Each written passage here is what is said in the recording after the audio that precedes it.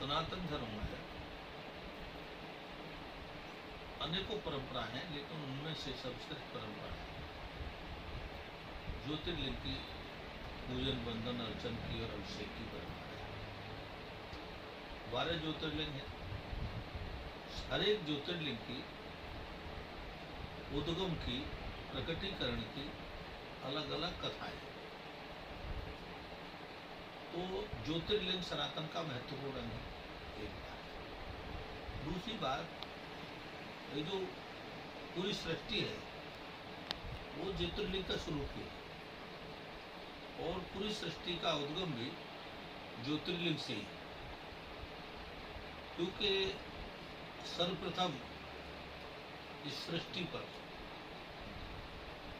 जो उद्गम हुआ वो भगवान शंकर के ओम की ध्वनि के साथ, इसे जिसे हम लिंगाकार पिंड कहते हैं, ज्योतिर्लिंग कहते हैं, या हम शिव जी का जो पिंडाकार होता है शिवलिंग भी बोलते हैं। ये स्वरूप सबसे पहले प्रकट हुआ ब्रह्मा और विष्णु के युद्ध से। जब ब्रह्मा विष्णु का युद्ध भयंकर रूप ले गया और इस बात के लिए युद्ध था कि हम दोनों में कौन बड़ा, तो ये ज्योतिर्लिंग स्वरूप दोनों के बीच में प्रकट हुआ, और उसका आकार विशालकाय था। विशालकाय से मतलब दोनों ने प्रयास किया और छोर खोदने का, नीचे अधिक से अधिक गए, ऊपर अधिक से अधिक गए, उसका और छोर खोद न सके। और उसके बाद जब उन्होंने स्तुति की उस शिवलिंग की, तो उसमें से भगवान शंकर का प्रादुर्भाव हुआ। भगवान शंकर ने दोनों को उपदेश दिया कि मेरी नाभि कमल से विष्णु भगवान पैदा हुए, और भगवान भोलेनाथ की आज्ञा से विष्णु की नाभि कमल से ब्रह्मा जी पैदा हुए, और फिर ब्रह्मा जी ने समस्त सृष्टि का निर्माण किया। ऐसी कथा आती है। तो इसलिए सनातन से अगर शिवलिंग को निकाल दिया जाए, ज्योतिर्लिंग को निकाल दिया जाए, तो बहुत ज़्यादा सोच रहता नहीं कुछ। और आज आप देखते हो जगह जगह आदिकाल से दिक्कत, कि विदेशों में कहीं देखिए तो वो शिवलिंग का, ज्योतिर्लिंग का स्वरूप दिखाई देता है। यहाँ तक कि जो मक्का में भी जिस पर ये माथा टेकते हैं वह ज्योतिर्लिंग स्वरूप है। वो चालाकी क्या करते हैं, उसको ढक देते हैं, उसको ढका हुआ है कपड़े से, तो कहते हैं पत्थर है, इस पत्थर पे मारो। किन पुराणों में ज्योतिर्लिंग का वर्णन है? सनातन के पुराण बिना शिवलिंग और ज्योतिर्लिंग के पूरे नहीं होते।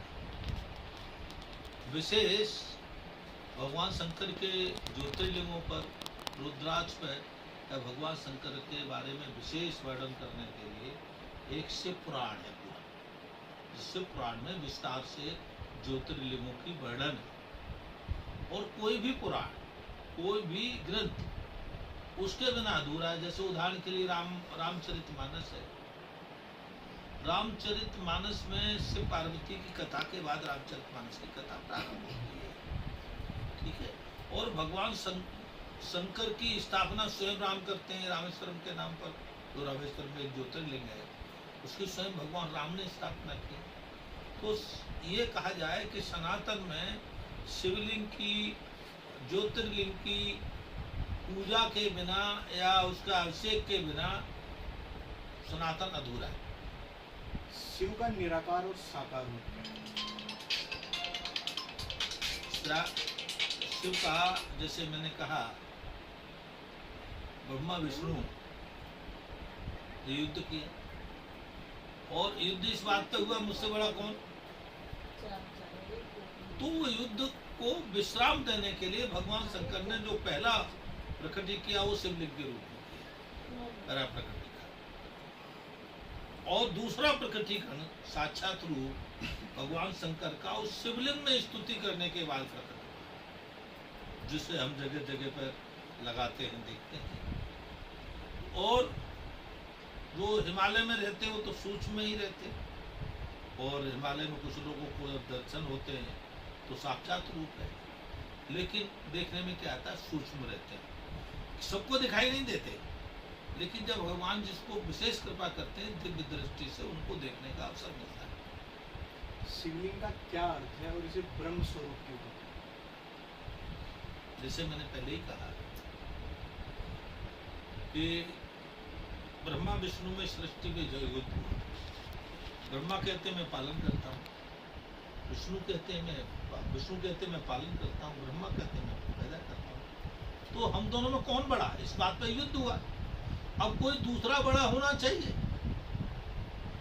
तो जब ज्यादा युद्ध हुआ तो एक शिवलिंग प्रकट हुआ और उसके बाद दूसरा स्वरूप प्रकट हुआ स्तुति करने पर।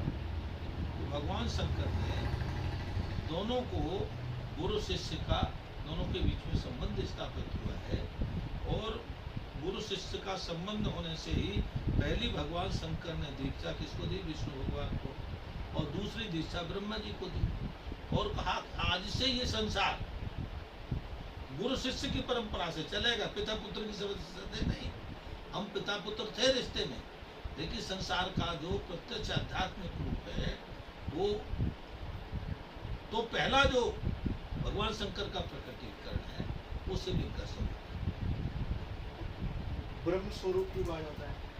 ब्रह्म स्वरूप से कहा जाता है कि जब भगवान शंकर ही ब्रह्म स्वरूप है, आदि शंकर है और उनका ही स्वरूप है वो, तो तभी इसलिए कहा ना गुरु शिष्य की परंपरा हुई।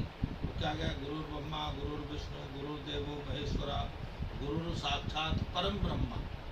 तो भगवान को परम ब्रह्म कहाँ से होगा, शंकर को, ठीक है, सर्वोच्च है सबके, वो वहाँ से ही सबका प्रादुर्भाव होता है, प्रकटीकरण होता है, तो वो परम ब्रह्म इसलिए उनको कहा।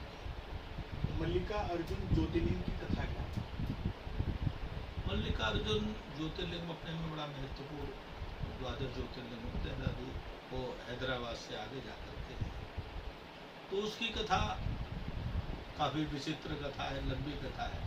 उस कथा का आपका समय भी नहीं है और ना आपका टीवी चला पाएगा, क्योंकि वैसे तो हर एक की अपनी अपनी विशेष कथा है। तो उसके लिए तो एक कथा के लिए अलग से आपको एपिसोड बनाना पड़ेगा। कम शब्दों में। कम शब्दों में क्या कह सकते हैं, भगवान शंकर की महिमा का